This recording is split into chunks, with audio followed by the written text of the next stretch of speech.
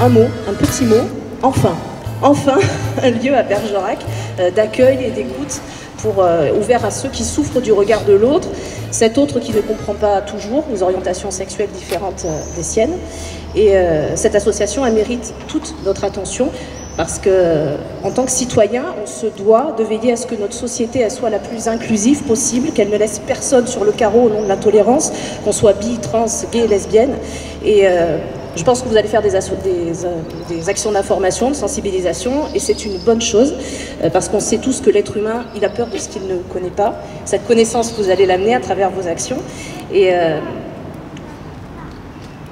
donc, malheureusement, la peur est facteur de clivage et facteur de souffrance pour ceux qui subissent ce clivage-là. C'est peut-être inapproprié un jour d'inauguration, mais j'ai envie de dire que moi, je souhaite que cette association n'existe plus. Parce que je voudrais qu'on évolue dans une société où chacun peut librement affirmer ses choix, ses orientations sexuelles et être accompagné avec bienveillance par son entourage et sa famille. Je dirais que c'est un commencement ici. Parce qu'il faut ouvrir Bergerac, justement, il faut ouvrir cette maison citoyenne à Bergerac pour, justement, la cause LGBT qui a besoin, justement, d'être entendue. Et j'en parlais il n'y a pas très longtemps justement avec des personnes et on parlait du mariage pour tous qui a amené une grande ouverture justement sur ça. Certes, ça a amené une grande ouverture, mais ça a fait parler les gens et ça a refait remonter l'homophobie. On en parle et les jeunes en parlent et les moins jeunes aussi d'ailleurs. On revoit l'homophobie qui revient au galop. Et on ne peut pas entendre ça. Moi, je l'ai entendu encore il n'y a pas très longtemps. Je faisais une réunion avec le délégué de la préfète, justement. On avait fait une réunion sur la laïcité, justement.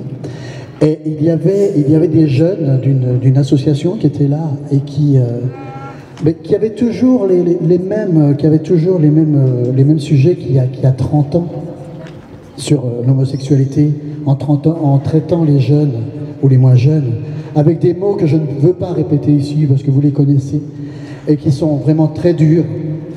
Et je lui dis mais arrête de parler comme ça. Et il me dit mais non, mais je le dis parce que voilà, c'est dans mon vocabulaire. Mais je dis non, ça ne peut plus être dans ton vocabulaire ce genre de mots parce que ce sont des mots qui n'ont pas ce sens-là. Il faudrait que tu te renseignes. Je suis en présence de 4 membres, 4 adhérents de l'association et secrétaire et de représentante de l'association Contact 24 Dordogne. Je vais commencer peut-être par vous. Donc Béatrice Démé, donc responsable de l'association. Tout d'abord, est-ce qu'il serait possible de présenter rapidement ce qu'est Contact et Contact 24, quels sont ses objectifs, ses actions, etc.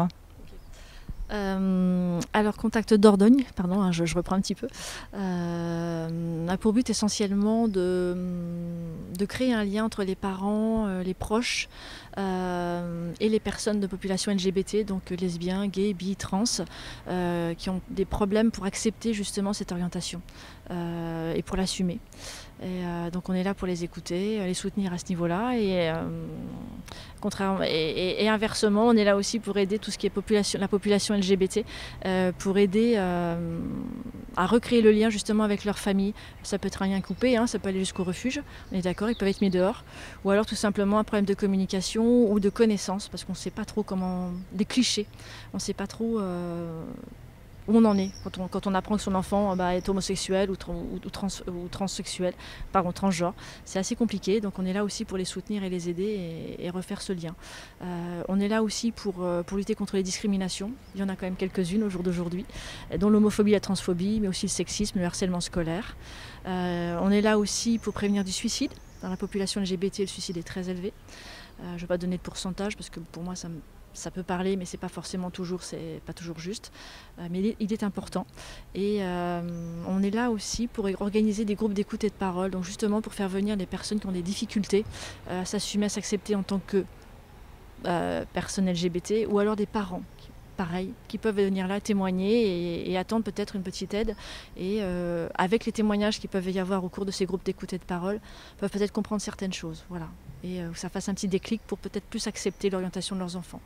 On organise aussi des rendez-vous individuels pour les personnes qui n'osent pas venir au groupe d'écoute et de parole, ça arrive. Ne serait-ce que prendre son téléphone et appeler, ça peut être très compliqué pour une personne. Et essentiellement aussi, on fait des interventions au milieu scolaire. Et là, on sensibilise un maximum d'élèves justement aux discriminations, dont l'homophobie, la transphobie. Voilà. Et là, il y a du travail puisqu'on a des réactions qui peuvent être assez virulentes, justement à l'encontre de la population LGBT. Donc même en 2018, avec le mariage pour tous, les problèmes ne sont pas réglés, quoi. Non, c'est pas réglé, ça a vraiment bien avancé quand même depuis les années 60, 70, 80, il y a quand même eu, à chaque décennie quand même ça progresse, mais on sait très bien que des périodes comme celle-ci qui sont difficiles économiquement, il y a toujours on va dire des cibles, et les cibles, voilà, on retombe aussi, je pense, après c'est mon avis personnel, mais il y a toujours ces cibles qui sont les personnes LGBT. Mais il y a ce combat et ça avance, et grâce à des associations comme j'espère la nôtre et d'autres, parce qu'il y en a d'autres, et heureusement, on essaie de faire changer les mentalités, surtout faire tomber les clichés. Voilà. Et aujourd'hui, donc, vous êtes là pour l'inauguration d'une annexe à Bergerac. Alors, pourquoi une annexe? Pourquoi ce terme annexe? Est-ce que c'est parce que ça sera rattaché forcément à l'association Contact Dordogne? Est-ce qu'il y a eu déjà d'autres annexes en Dordogne? Vous pouvez nous expliquer un petit peu? Alors, il y a 2 ans, je crois, on a organisé un groupe d'écoute et de parole à Bergerac. On avait fait d'ailleurs, la thématique était les transgenres, une personne trans qui était venue justement nous apporter un peu cette connaissance, parce qu'on ne l'a pas forcément, c'est un peu comme l'identité de genre, on en parle tous mais on ne sait pas vraiment ce que c'est. Et à partir de là, je m'étais dit, et j'en avais parlé aux précédentes responsables de l'association, mais pourquoi on ne ferait pas une annexe sur Bergerac, mais de Contact Dordogne? Et voilà, c'était resté comme ça, lettre morte. Et l'année dernière, j'ai eu l'opportunité de rencontrer Roger au Forum des associations de Bergerac.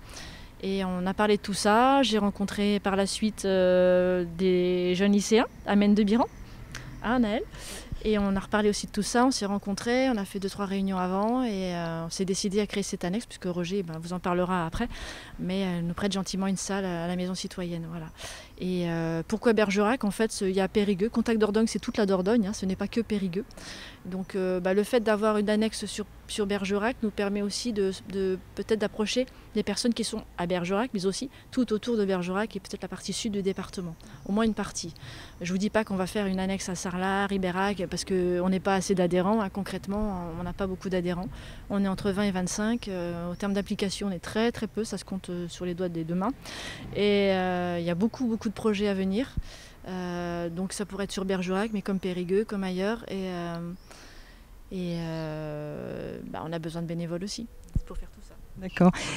Puisque vous parliez de Roger Aubry, donc Roger Aubry qui est adhérent également de l'association, mais qui a aussi peut-être qui a joué un rôle un peu particulier dans cette ouverture d'annexe à Bergerac. Est-ce que tu peux nous expliquer un petit peu comment s'est déroulé le projet, comment le choix du lieu, etc.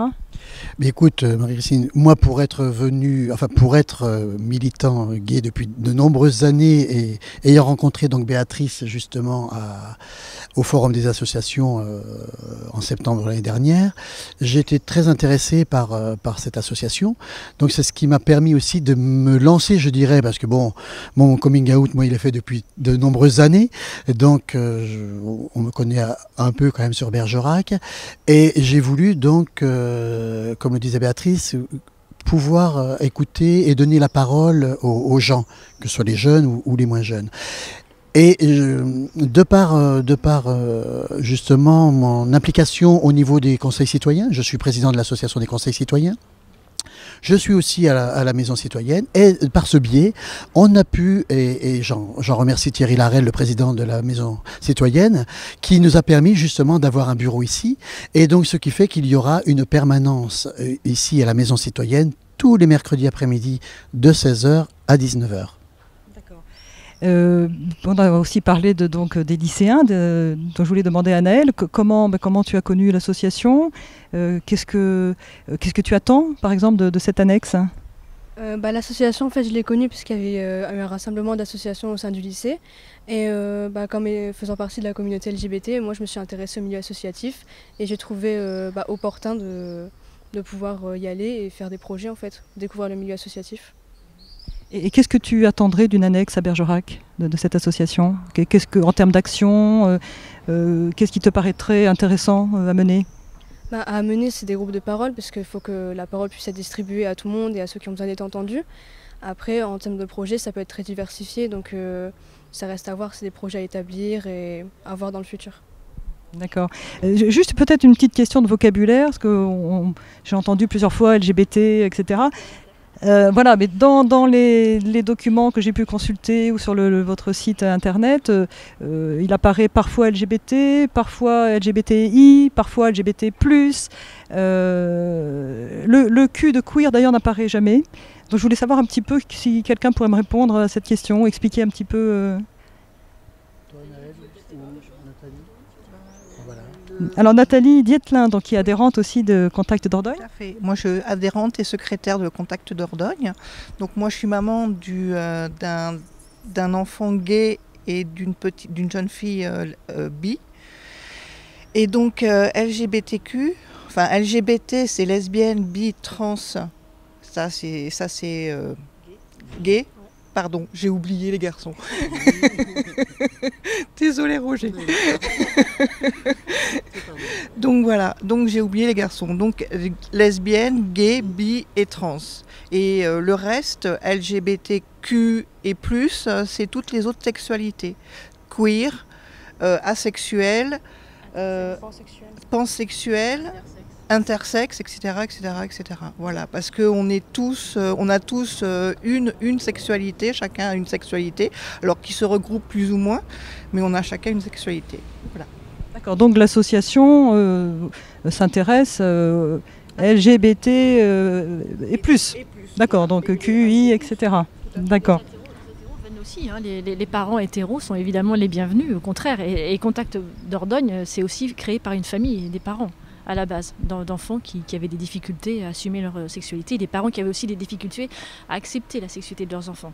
Donc c'est ça aussi à la base, c'est une association familiale. C'est pas pour rien qu'on est à l'UDAF 24 maintenant. D'accord. Donc vous êtes aussi hétéro-friendly. Alors justement au niveau des familles, enfin des interventions auprès des familles ou des gens qui peut-être ne connaissent pas forcément les questions liées à toutes ces personnes, je crois que vous faites pas mal d'interventions en milieu scolaire. Donc je voulais savoir un petit peu comment ça se passe, à la demande de qui me... Alors on démarche les lycées, auprès des infirmières souvent, on parlait de Madame Duchosal tout à l'heure, on démarche les lycées comme ça, par le biais des infirmières, et après il y a des lycées qui nous contactent, ou des parents récemment qui nous ont contactés pour du harcèlement à l'école par exemple. Voilà, là j'ai une CPE qui m'a contactée cette semaine pour me dire voilà, on va peut-être monter des choses ensemble justement pour les discriminations, pour lutter contre les discriminations. Ça se fait comme ça. Et dans le déroulement, en règle générale, on présente l'association, on leur demande la définition de l'homophobie ou de l'homosexualité, parce que c'est pas toujours très clair. On leur demande ce qui existe comme orientation sexuelle. Il y a des pièges, hein, il y a beaucoup de choses qui sortent, un peu comme zoophilie par exemple, c'est un peu ubuesque mais c'est un peu comme ça. Donc on réexplique ces choses, on essaie de faire tomber des clichés, on passe des petits films, un ou deux petits courts-métrages, on leur demande de réfléchir un petit peu sur ces courts-métrages, il y a un petit débat qui se fait derrière. On peut faire un témoignage aussi derrière, donc il y a des personnes de l'association qui viennent, il n'y a pas que 2 intervenants, il peut y avoir d'autres adhérents et qui peuvent faire des témoignages. Et à partir de là, souvent, enfin j'ai constaté, c'est là où la parole se libère plus. Mais il y a des clichés à faire tomber, il y a des jeunes évidemment, hein, c'est des groupes, hein, ils se raillent, mais dans le groupe on peut se dire qu'il y a peut-être 1 ou 2 personnes qui est en questionnement par rapport à son orientation sexuelle, ou qui sait déjà qu'il est peut-être homo, bi, ou trans ou gay. Et on est assez vigilant par rapport à ça. Voilà. Et sinon sur l'antenne, donc Roger, tu as évoqué les heures de permanence annexe l'annexe de Bergerac. Est-ce que vous savez d'ores et déjà un petit peu les actions qui vont être menées, le groupe de parole, etc. ou pour l'instant tout est à construire? Alors là, en fait, là, oui, c'est un test. On démarre juste, hein, donc voilà. Là, surtout, on est en train de préparer justement je dirais, une action qui va se mettre en place justement sur Périgueux, à la préfecture, dans le cadre de Champs libres à la préfecture, qui aura lieu le 29 septembre. Et donc, Contact Dordogne sera présente, où des jeunes justement liront des poèmes qu'ils auront écrit eux-mêmes, hein, liront des textes qu'ils auront écrits. Il y aura peut-être aussi des photos. Il est prévu aussi un micro-trottoir hein, qui va être fait par des jeunes justement ici. Et le week-end prochain, ça devrait se faire effectivement. Donc on travaille déjà sur cette action et après on ouvre bien sûr et ça on aura. C'est pour ça qu'on a besoin aussi de la télévision locale, de la presse pour nous faire connaître, pour dire qu'effectivement il y a cette annexe qui est ouverte ici à Bergerac maintenant tous les mercredis après-midi. Je le répète quand même parce que c'est important, tous les après-midi de 16h à 19h. Tout à l'heure, je voudrais revenir sur quelque chose qu'a dit Béatrice. Vous avez parlé justement toutes les deux du mariage pour tous, qui était une évolution, effectivement. J'ai rencontré, il y a quelques jours de cela, François Hollande, à Périgueux. Et j'ai pu discuter avec lui, justement, sur ce sujet-là. Et il me disait que quand il rencontrait, parce que là, maintenant, il fait son tour avec son livre, et il me disait que quand il rencontre beaucoup de jeunes homosexuels, notamment, qui lui disent qu'effectivement, ça a été une ouverture. Mais ce qui est terrible, c'est qu'il y a une remontée d'homophobie qui a été très très importante depuis cette ouverture de ce mariage pour tous, ce qui est une grande avancée, mais c'est terrible et il y a encore beaucoup de travail à faire. Tu veux dire que c'est la visibilité qui a relancé une forme d'homophobie, c'est-à-dire que tant que c'était pas trop visible, c'était supportable, mais... Oui, tout à fait. Le débat sur la PMA, c'est ce que tu disais, a fait redémarrer tout ça en fait. Voilà. Et la presse des fois n'a pas forcément aidé à l'époque, en tout cas pour ça, je pense. Et sinon, peut-être dernière question, au niveau des pouvoirs publics, est-ce que vous vous sentez soutenu, encouragé ou toléré, enfin, comment ça se passe? Alors, pour ma part, pour connaître aussi bien Madame la préfète que Madame la sous-préfète ou le maire ou d'autres présidents de la communauté d'agglomération, etc., on est quand même bien accepté. Ici, je vous dis, on est quand même reçu ici à la maison citoyenne. On sera reçu donc à la préfecture très prochainement. La sous-préfète sera présente dans quelques instants justement pour l'inauguration de cette annexe. Non, je crois qu'il y a une compréhension des gens. J'ai pu discuter avec Madame la sous-préfète justement sur le marché samedi dernier, où justement on parlait justement de l'homosexualité et elle disait qu'effectivement elle se sentait concernée par le sujet. Et ça, c'est bien que justement nos politiques aussi puissent le dire.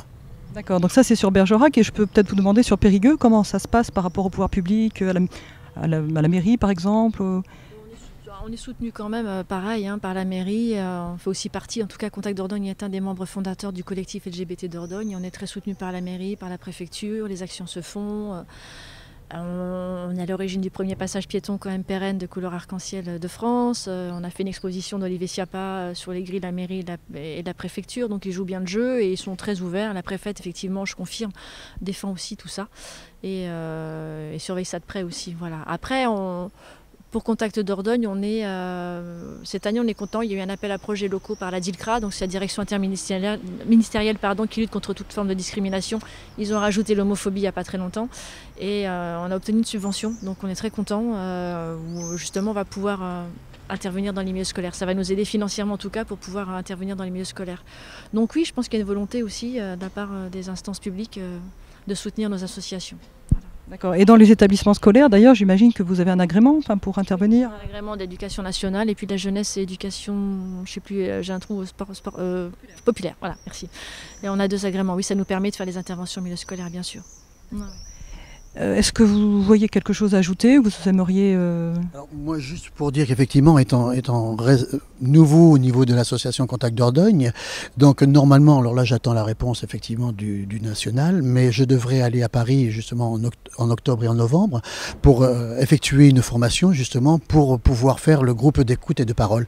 Parce que je trouve que c'est très important aussi qu'on puisse en parler.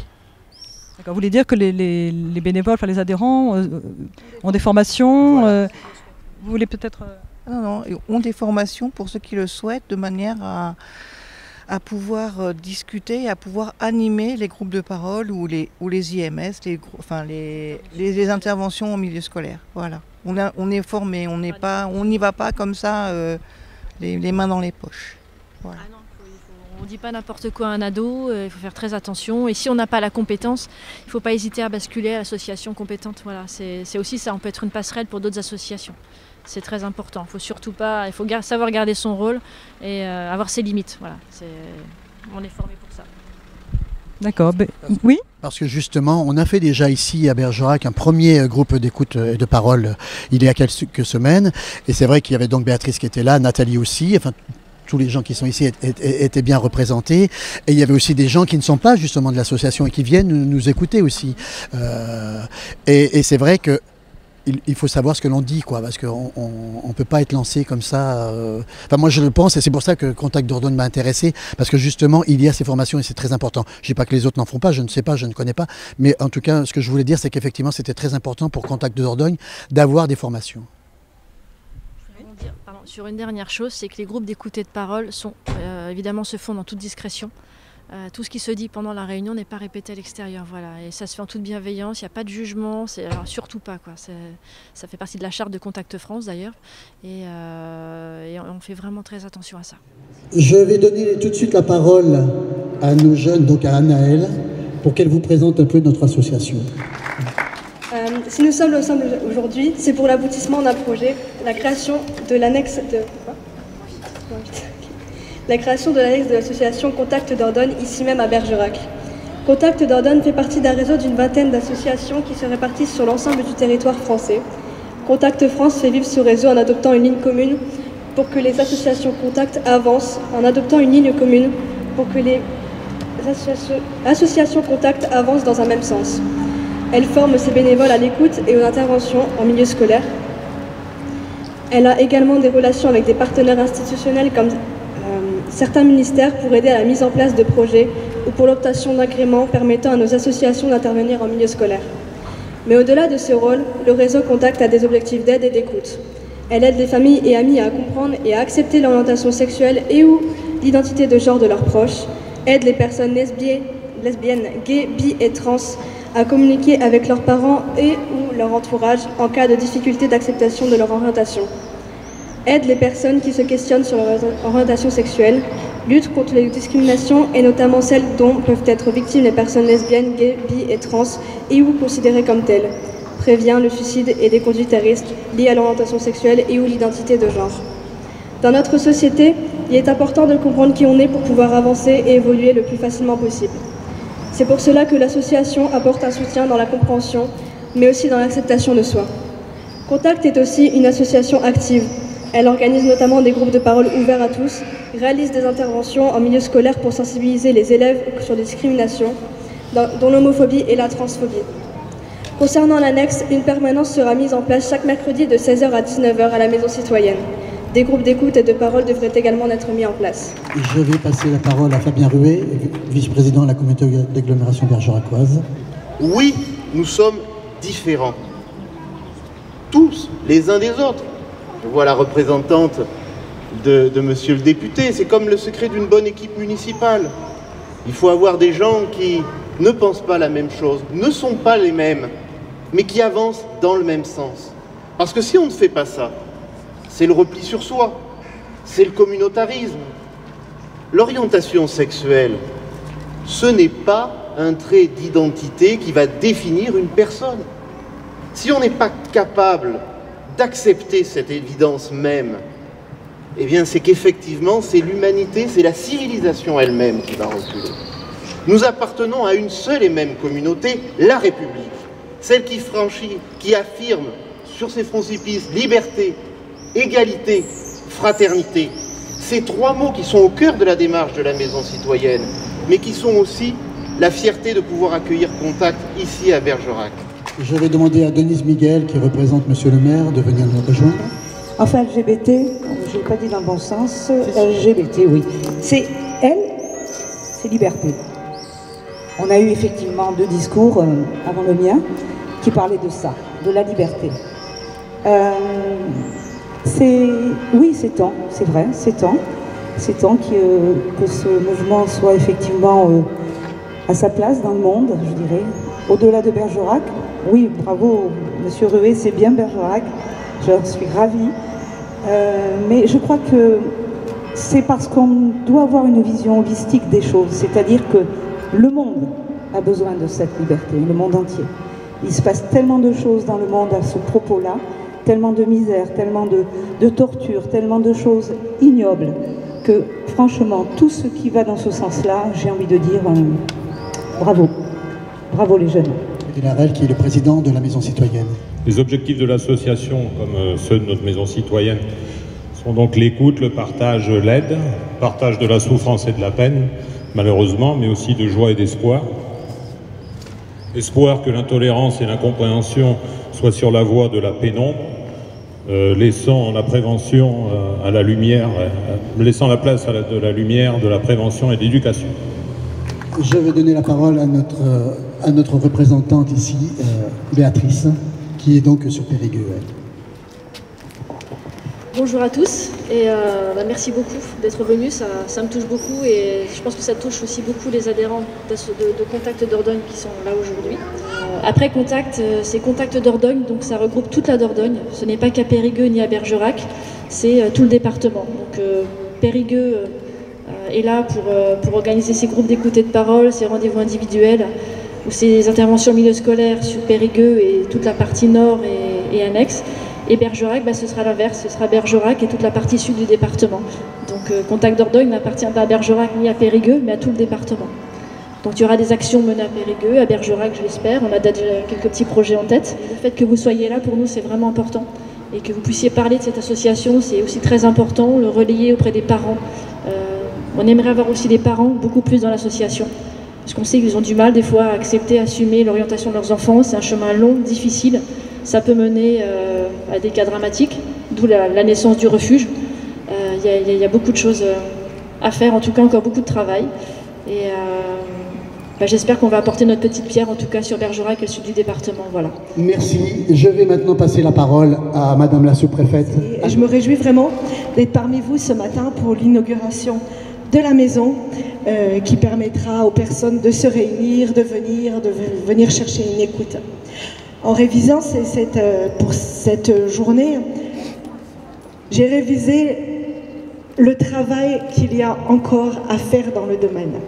Quand on pense que l'Organisation mondiale de la santé, qui est quand même un institut progressiste, moderne, de chercheurs, a retiré de la liste des maladies mentales l'homosexualité le 17 mai 1990, c'est hier, c'est tard dans l'histoire de nos institutions.